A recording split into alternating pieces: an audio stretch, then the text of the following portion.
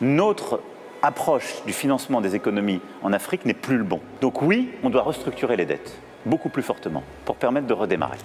Lorsque l'on écoute ce type de propos de la part des Occidentaux en général en faveur de l'Afrique, ce genre de promesses, cette sorte d'expression, de sentiment d'amitié ou d'aide, on a désormais plutôt tendance à s'en méfier. On se pose la question de savoir que va-t-on encore nous imposer? Que souhaite-t-il faire passer comme message? Qu'attendent-ils encore de nous? Qu'est-ce qu'on va encore prendre dans les dents ce coup-ci? Même nos dirigeants s'en méfient davantage. Parce que, comme dit l'adage, chat échaudé craint l'eau froide. Les promesses des sommets en faveur de la pauvreté, du climat, de la paix, où on les noie sous des torrents de dollars, de promesses, on en a tellement connu. Et pourtant, il ne se passe rien. You will have heard President Sisi talking about the 100 billion that was promised in Paris. President Sassou Nguesso yesterday as well also spoke about it at the dinner. Now, there is that issue that a number of the commitments that have been made have not really been fully lived up to.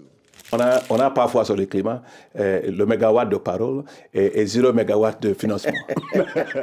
Beaucoup d'autres promesses dans divers domaines n'ont toujours pas été tenues. Je voudrais juste rappeler celles plus urgentes annoncées à corps et à cri par les puissances, les donateurs comme on les appelle, européens, pour le Sahel où les dirigeants attendent toujours quelques millions de dollars qui devraient les aider à combattre l'hydre terroriste et les bandits armés qui ensanglantent le Sahel. À Bruxelles, des amis, des donateurs, des partenaires techniques et financiers nous ont promis plus de 12 milliards de dollars pour développer cette zone sensible, cette zone qui peut être le terreau où le terrorisme peut facilement s'installer dans cette zone. Nous avons fait nos projets, mais jusqu'au jour où je parle, en ce qui concerne le Tchad, aucun de ces projets n'a été financé. On n'a pas de financement. Qu'on nous accorde le bénéfice des doutes, qu'on nous donne cet argent, on a créé des structures parallèles qui doivent jouer l'intermédiaire entre nos États. Quand vous dites « on », Monsieur le Président, vous avez dit on va parler franc. Je prends le cas de l'Union européenne. Oui. Oui, le cas de l'Union européenne. Sur tout ce qui a été financé, qu'est-ce qu'on a demandé? 12 milliards d'un côté pour le développement et 400 millions de dollars pour équiper nos armées, pour faire face à la situation de l'agression, de l'insécurité contre le Boko Haram. Sur les 400 millions, rien jusqu'à aujourd'hui. Sur les 12 milliards, rien. Aujourd'hui, c'est débloqué cet argent? Non, je ne sais pas de quel argent il avait pu être question. S'il s'agit de l'argent destiné au G5, ça attend toujours. La preuve, c'est que la dynamique qui avait commencé est en train de s'essouffler, il n'y a pas de doute. Pendant un laps de temps plus court, les mêmes ont déversé une pluie de dollars en Ukraine. Les priorités et les enjeux ne sont pas les mêmes, n'est-ce pas? Et comme le faisait remarquer l'ancien ministre français Charles Pasqua, les promesses n'engagent que ceux qui y croient. Chacun son urgence. Seulement désormais, la méfiance, voire le scepticisme, se sont installés dans l'esprit des Africains vis-à-vis des grandes envolées, des poignants engagements des Occidentaux vis-à-vis de l'Afrique. Les sommets organisés à grand renfort médiatique sont désormais perçus comme de simples opérations de communication.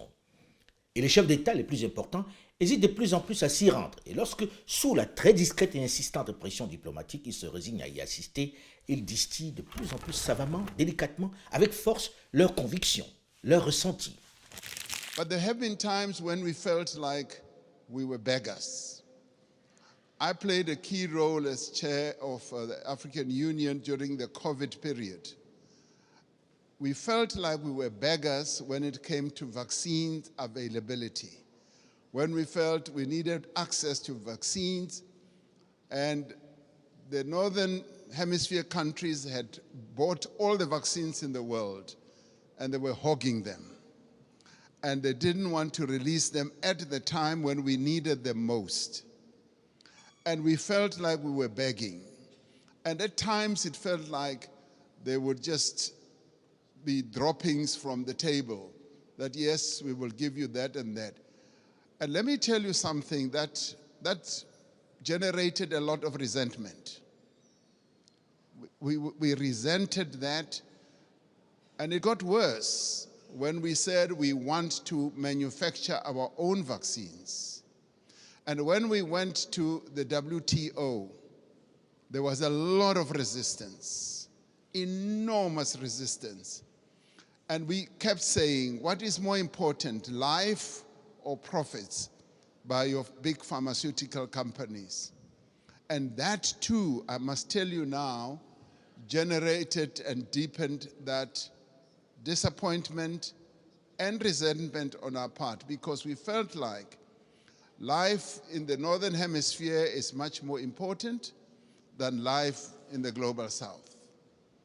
And these are issues that need to be addressed. And I'm glad that we are all seated here like this, because we've got to get to the heart of these matters and address them. We do not want anything for free. C'est dit et de façon claire. Jusque-là, le silence était la règle. On n'osait pas trop contrarier les donateurs. Ils faisaient de grandes promesses et les dirigeants africains, déjà pour la plupart en disgrâce auprès de leur peuple, étaient tous perçus par la suite comme ceux qui avaient fait main basse sur cette importante manne. On parlait tout de suite de corruption. Il faudrait que la communauté internationale soutienne, finance des projets locaux vis-à-vis du Nord et du Sud et qu'ils soient décidés localement pour éviter des problèmes de disparition, d'évaporation d'argent comme ça s'est fait dans le passé. L'argument de la corruption. Cette technique dure depuis tellement de temps que lorsqu'on a encore une fois annoncé l'arrivée d'un impressionnant parterre de 40 chefs d'État et de gouvernement de la planète, dont une douzaine venus d'Afrique, pour un sommet à Paris, pour tenter de faire face aux problèmes de surendettement et de transition climatique, je me suis dit, encore une rencontre pour afficher ses bonnes intentions. La drague est évidemment plus intense en cette période de crise politique mondiale, où la guerre en Ukraine divise, où l'Occident redoute de perdre ses alliés traditionnels, où la Chine dans ce climat continue de gagner du terrain en Afrique, où le continent se tourne sans complexe, à la fois vers Moscou et vers Pékin, malgré les mises en garde des Occidentaux. Grâce à la Chine, il y a tout d'un coup à nouveau un intérêt de l'Occident. Madame von der Leyen peut dire « Ah oui, il faut peut-être qu'on fasse quelque chose nous-mêmes en matière d'infrastructure ». On a désormais des appels d'offres avec de la concurrence. On était complètement dans des oligopoles britanniques chez les anglophones, français chez les francophones. Mais là, la Chine a permis de la souveraineté économique. Mais depuis 20 ans, elle a réveillé un peu de concurrence et baissé considérablement les prix parce qu'une bonne partie de nos infrastructures a été surfacturée parce qu'il n'y avait aucune concurrence et qu'on était vraiment dépendants. Compte tenu du climat, une fois n'est pas coutume, en près de 30 ans, je m'étais abstenu de participer, de couvrir, ne serait-ce que pour cette chaîne YouTube Alain Foka officielle, ce sommet de Paris. Contrairement à mon fonctionnement professionnel habituel, je me suis abstenu de solliciter une quelconque interview pour que nous parlions encore des mêmes choses. Ils étaient pourtant une quarantaine de chefs d'État et de gouvernement, dont une douzaine d'Afrique, à avoir effectué le déplacement de Paris pour ce sommet consacré à un nouveau pacte financier mondial, avec 4 objectifs déterminés. Redonner un espace budgétaire aux pays qui font face à des situations difficiles à court terme, notamment les pays les plus endettés. Favoriser le développement du secteur privé dans les pays à faible revenu. Encourager l'investissement dans les infrastructures vertes pour la transition énergétique dans les pays émergents en développement et mobiliser des financements innovants pour les pays vulnérables au changement climatique. Un sommet un peu fourre-tout où on fait de grands discours, où on se serre la main en se donnant bonne conscience. Je m'étais fait ma petite idée. Un sommet de plus en gros. Mais au milieu de ce désespoir qui me gagne d'un coup, dans un brouillard, j'écoute des dirigeants africains qui font preuve d'un peu de courage. Quelques dirigeants africains qui osent enfin exprimer un peu plus haut ce qu'ils pensent tout bas, ce qu'ils ne disent que dans l'intimité de leur bureau à des proches. Comme le président kényan qui apostrophe sans détour le président Emmanuel Macron sur l'objet même de ce sommet, l'architecture financière mondiale. C'est injuste et les Africains n'en veulent plus. Ils ne veulent plus de la Banque mondiale et du FMI qui sont sous contrôle des grandes puissances, qui sont des instruments de leur hégémonie. We want those resources controlled not by IMF and World Bank, because IMF and World Bank you have the final say. We don't have no say. We want another organization of equals, where you have as much say because you pay, as much as we do because we also pay. That's the organization we are looking for. And that is why we are saying we need a new financial architecture, where governance, where power is not on the hands of a few people. We can agree on the governance of the institution. We can agree on the sharing of power so that all of us have access to resources that go to making sure, number one, renewable energy. We invest in decarbonization. Number two, adaptation, mitigation, smart agriculture. Number three, restoring our planet, restoring our biodiversity, and making sure our carbon sinks work. Une attaque en règle en face des patrons de la Banque mondiale et du FMI quelque peu interloqués, mais également d'un Emmanuel Macron quelque peu dépité. We do need an in-depth transformation of our global governance, for sure. And we do need a governance of World Bank and IMF reflecting this world, this new demography and the new dynamics. We are talking the normal. If we continue talking the normal, Emmanuel, we will never solve this problem. Things are not going forward, they're going backwards. Tokenism, installment will not solve this problem. We have a much bigger problem than the installment we are discussing here will solve. Les institutions de Bretton Woods ne fonctionnent plus et ne répondent plus aux aspirations ni aux intérêts de la société. Ça, on doit le dire très clairement. La Banque mondiale n'atteint pas les aspirations du monde. Ça, il faut le dire clairement. Le FMI aussi n'atteint pas les aspirations du monde. À ce moment précis, je me dis enfin quelque chose de moins lisse dans ce sommet. Il faut savoir que le FMI et la Banque mondiale fonctionnent par des quotes-parts, c'est-à-dire comme un système d'actionnariat. C'est-à-dire les pays les plus riches ont des parts plus importantes et en gros détiennent et ont des véritables droits de veto sur les processus de gouvernance au niveau de ces institutions. On ne peut pas continuer avec les mêmes institutions qui fonctionnent d'une façon erronée. Et c'est la même chose pour le Conseil national, le Conseil de sécurité de l'ONU. On ne peut pas reproduire les politiques d'avant. Les mêmes représentants de 1945 ne doivent pas être les mêmes d'aujourd'hui. L'ONU doit changer. Même si l'on sait qu'il y a peu de risques que ces institutions de Bretton Woods, que sont la Banque mondiale et le FMI, soient supprimées, eux savent que cet outil, créé alors que les États africains n'étaient pas présents et n'étaient même pas indépendants pour la plupart, ne sont plus souhaités. C'est dit et à haute et intelligible voix. Bien, dans cette période de guerre froide 2.0 qui oppose désormais les Occidentaux du G7 aux BRICS, cette position vaut son pesant d'or. La menace de voir les autres nations du Sud rejoindre massivement les BRICS, qui manifestent un peu moins de voracité, qui expriment un peu moins leur suprématie, et qui ont désormais une économie supérieure à celle du G7, est une donne nouvelle et déterminante qui leur fait peur. Je dirais par sa méthode même, ce sommet a vocation à bâtir l'unité de la communauté internationale derrière les réponses qu'on peut apporter à ces défis jumeaux que sont la lutte contre les inégalités et le combat pour la planète.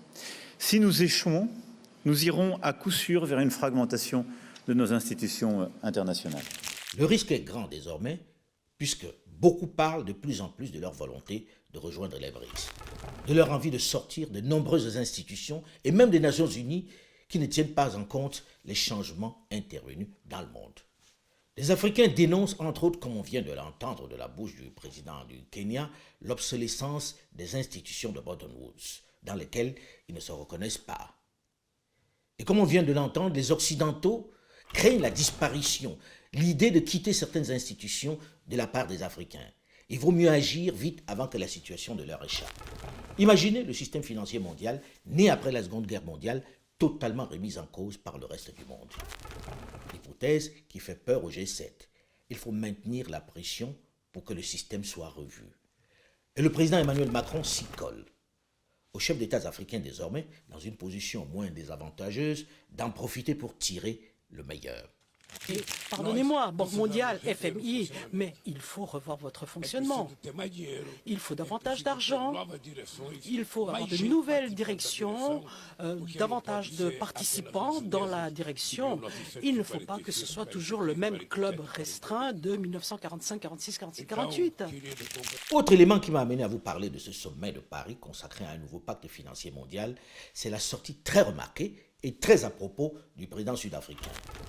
La vérité est sortie de la bouche du président sud-africain Cyril Ramaphosa, qui y est allé de façon méthodique, en restant poli, mais en étant ferme, en mettant les pieds dans le plat. Now, I want to then talk about something very practical. President Sassou Nguesso raised it yesterday. He said he would be happy if flowing from this summit, we do something very practical on the infrastructure side. Having said that 600 million people in Africa do not have electricity, and yet we've got all the resources to generate electricity, particularly the mighty Congo River, and that there have been plans to build a number of power stations that will generate, in my calculation, up to 70,000 megawatts. And he said, and I want to speak in support of this proposal, that to prove that these summits are not summits where we just talk, flowing from the Paris COP as well as others, let us now put money on the table and collectively say we are going to address this mega project. A mega project which will in the end generate electricity for up to 12, 15 African countries all at one go. And this is a project that I think the multilateral development banks here working together, the call that you've made, President Macron, can actually fund. And where, as we rise from this, we should be able to say the Inga Dam is now going to be developed into the Inga Power Station, the one that President Sassou Nguesso mentioned, and the next one as well. If we can do that, then we as Africans will now be convinced that these summits are really meaningful. We will now go home and say, you know what, it's worthwhile going to these summits, coming to Europe, and to listen to all the promises because they are willing to act on the promises. This is what President Macron, I believe, will be one of the most important outcomes. On peut difficilement faire plus concret et plus pratique. Cette fois, les dirigeants africains se sont mis d'accord pour ne pas subir les projets proposés par les autres, pour imposer leur calendrier et leurs intérêts propres. Il s'agit d'une urgence qui permet d'apporter des solutions concrètes et visibles aux difficultés cruciales auxquelles le continent est confronté. Il faut absolument résoudre les problèmes, par exemple, de l'énergie. Nous avons écouté le président congolais parler du fleuve Congo. Et ce fleuve pourrait accueillir 3 Itaipus, qui est une centrale hydroélectrique brésilienne, mais il ne peut pas le faire parce qu'il n'y a pas de financement. Et nous, on a besoin de faire du prosélytisme avec les fonds. Si le besoin n'est pas nouveau, s'il faut reconnaître que ce n'est pas aux autres de venir éclairer l'Afrique, je vous l'accorde, il faut mentionner que pour une fois, il a été clairement exprimé par les chefs d'État et de gouvernement africains. Ce n'est plus le programme de la Banque mondiale ou du FMI, c'est une urgence définie par eux-mêmes. Certains ont même accepté de renvoyer à plus tard ce qui constituait pour eux la priorité. President Sisi and I have been talking about a railway from Cape Town to Cairo for years. We will leave that for the next summit, but the one on generating electricity and building power stations on the Inga Dam is the most important, that is immediate, that I believe needs to be addressed now. Let's get that done, and then we will be convinced that you are serious with the promises that you make. Thank you. Alors aux dirigeants du monde qui chaque jour manifestent leur désir d'aider l'Afrique, de montrer ici leur bonne foi, comme le mentionnait le président Cyril Ramaphosa. Chancellor Scholz was saying we've got to walk the talk. Yes, we want to see the talk being walked. President Sassou Nguesso yesterday said at the dinner, $100 billion was promised per year. And he was saying, I've never seen that. And many of us will testify that that $100 billion has never really been made available. And this should stand out as something that needs to be addressed. Because sometimes we sit at conferences like this and say, yes, we'll make this available, and we believe you. We believe you, but now the tire must hit the tar. We must now see action flowing from that. Il y a une crise de confiance dans le système architecture globale financière. Parce qu'il y a les pays développés qui ont promis 100 milliards de dollars depuis longtemps. Et qui ne donnent pas. Qui donnent pas. Donc, je me souviens ce que mon ancien maître m'avait dit, l'ancien secrétaire général des Nations Unies, Kofi Annan. Il m'avait dit un jour, Akin, tu sais que la chose la plus importante, ce n'est pas ce qui a été promis, c'est ce qui a été réalisé. Donc, c'est le temps de cesser de parler, c'est le temps de passer à l'action. De passer à l'action et la réalisation de ce qui a été promis. La vérité est que l'Afrique désabusée, exploitée, ridiculisée, ne croit plus en la bonne foi des grandes puissances du Nord. Le passif est tellement lourd que plus personne ne veut se fier à leurs grandes déclarations, à leur position de donneur de leçons, à leur humanité affichée à grand renfort médiatique. Le Nord ne mesure pas l'ampleur de la déconfiture. Vous êtes obsédé par la guerre d'Ukraine. Que faites-vous pour l'Éthiopie? Que faites-vous pour le Soudan? Quelle est la leçon que nous tirons de l'Irak? Nous n'avons pas voulu pousser jusqu'au bout les inspections avec Saddam Hussein. Saddam Hussein était un personnage odieux. Nous avons récolté le chaos et le terrorisme. Nous n'avons pas voulu pousser les feux avec la Libye de Kadhafi. Nous avons récolté le chaos et la situation au Sahel. Donc il faut retenir les leçons de l'histoire. Il faut prendre en compte ces réticences, cette allergie à l'impérialisme occidental. Vous voyez le monde depuis le Brésil, depuis le Moyen-Orient, depuis l'Afrique. Il voit la séquence américaine en Irak, il voit la Libye, il voit le Sahel, il voit l'Amérique en donneur de leçons. J'ai été très frappé. On remet sur la table à juste titre la question de la justice internationale pour traduire un jour les crimes de guerre et les crimes contre l'humanité commis contre Vladimir Poutine. Mais chaque fois que je me déplace dans le monde, on me dit mais on n'a pas traduit George Bush et Tony Blair devant la Cour pénale internationale. Le deux poids deux mesures. Vous êtes obsédé par la guerre d'Ukraine. Que faites-vous pour l'Éthiopie? Que faites-vous pour le Soudan? Que faites-vous pour les pays qui souffrent dans le monde? Revient constamment. Donc il faut, oui, regarder le monde, pas uniquement de notre point de vue, mais aussi avec le regard des peuples du monde. C'est bien résumé en ce qui concerne les événements récents. Mais devant tant de roublardises, à vous, jeunes, de devenir cette fois-ci, de façon définitive, les acteurs, les témoins de cet engagement. Les chefs d'État africains ont dit, si vous voulez nous accompagner vraiment dans cette transition énergétique et dans la lutte contre la pauvreté, voici dans quel domaine vous pouvez nous accompagner. Là, il y a quelque chose de concret. Électrifier l'Afrique avec l'immense potentiel du continent. Si vraiment l'Europe est sincère et un partenaire soucieux du bien-être du monde, c'est l'occasion de se manifester. C'est l'occasion de se rendre concret. Ce n'est pas une vue de l'esprit. Cette fois-ci, jeunes gens d'Afrique, même si la responsabilité de nos dirigeants qui se sont succédés aux affaires depuis les indépendances sur cette question de l'énergie est évidente, concentrons-nous de façon forte et active sur la matérialisation de cet engagement. Jugeons cette fois la crédibilité de ces grandes puissances à mettre en œuvre ce projet décisif. Si elles ne le font pas, on comprendra que ces sommets sont des cirques offerts au peuple et que nos dirigeants doivent s'abstenir de se prêter au jeu. Il en va de leur dignité et même de leur fauteuil. L'Afrique regarde ces nations européennes qui ont invité nos dirigeants à Paris. Ils ont exprimé leurs besoins. Ce n'est pas de l'aumône.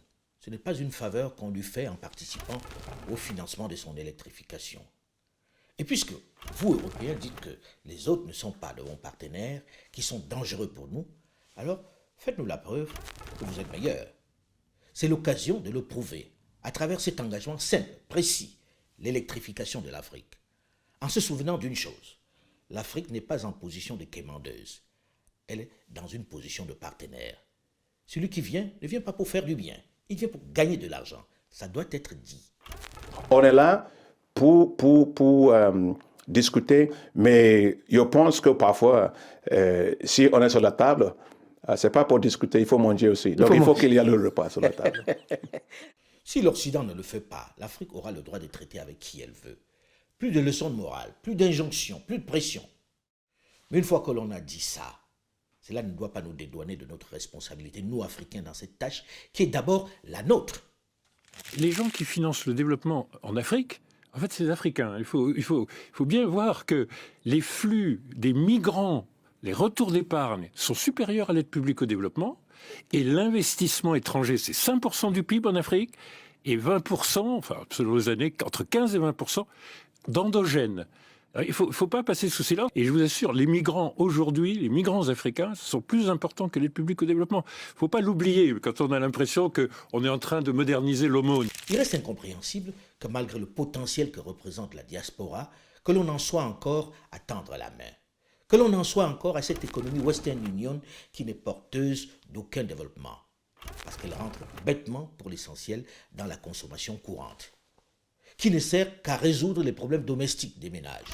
La diaspora est-elle à ce point-là incapable de s'organiser, de mobiliser cet impressionnant potentiel financier pour investir de façon plus structurante sur le continent? C'est quand même humiliant que ceux qui accordent l'aide publique au développement soient finalement plus impactants, plus puissants que la diaspora, alors que sa contribution est largement supérieure. Il y a un bug quelque part, non? Et c'est aux Africains de la diaspora et de l'intérieur de trouver le bon rendement. Mais ceci est une autre histoire. Restons concentrés sur cette question d'électrification de notre continent dont on parle aujourd'hui. Sans cette énergie, pas de développement. Alors, on vous regarde. Je voudrais vous remercier pour votre fidélité à ma chaîne YouTube qui compte de plus en plus d'abonnés, mais également pour mes autres plateformes digitales où vous êtes de plus en plus nombreux malgré les faux comptes qui continuent de se multiplier. Cette fois-ci, plus de réelles raisons de vous laisser avoir puisque, comme vous l'avez certainement remarqué le long de cette chronique, nous vous proposons un QR code à scanner pour être sûr d'être sur notre plateforme, la vraie. Elle vous évite, du moins pour l'instant, de continuer de subir les assauts de cybercriminels qui usurpent mon identité à d'autres fins. Je vous prie donc de scanner ce QR code si vous ne l'avez pas encore fait et vous conduit directement à tous mes comptes LinkedIn, Facebook, TikTok, Instagram et Twitter. En le scannant, vous êtes cette fois-ci certain d'être sur les bons comptes. Celui qui vous propose le narratif africain sans complaisance, mais sans condescendance.